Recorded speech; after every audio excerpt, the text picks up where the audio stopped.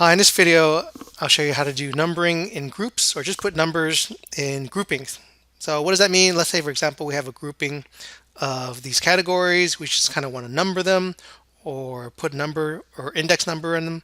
If it's a small grouping, you can just do something like this. One, right? We have 1, 2, 1, 2, 3, 4.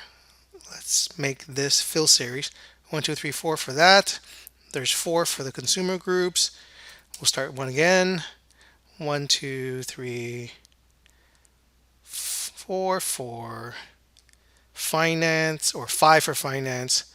1, 2 for healthcare, and then 1, 2 for technology, right? But this is kind of cumbersome if we've got a large data set. Let's delete this. Right click, delete. And if we want to do this kind of programmatically or a little automatically, what we can do is bring this into Power Query to do that. This is already a table. I have the set of data as a table.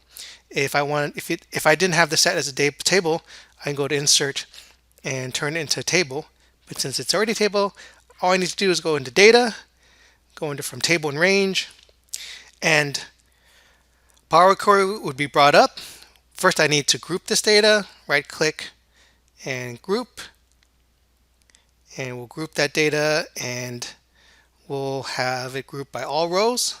Click OK, and we see our data here. We can see that it's grouped all consumer services, all finance, healthcare is only 2. And what I need to do is create an index.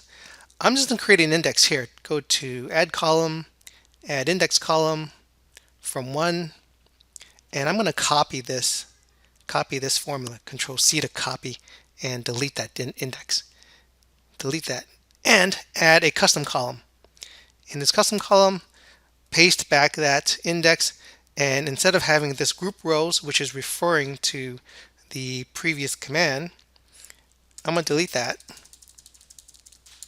and select count, because that's where I want to do. I want to do the count of each. Double click that.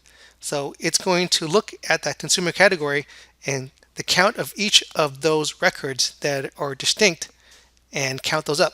Click OK. And if I click in here, you'll see it's indexed at 1, 2, 3, 4 for consumer services. It's done it all up to 5 here for financial, the 2 for healthcare. All I need to do now is just right click, remove the other columns because this table has all of it. Click on the double-headed arrows to expand everything. Don't use the original column as a prefix. Click OK. And now my data is all here with my counts. 1, 2, 3, 4, 1, 2, 3, 4, 5, 1, 2, 3, 4. Let's put it back into my worksheet. I'm going to put it next to here so we can see what it looks like. Table, the existing worksheet, let's put it in cell F1.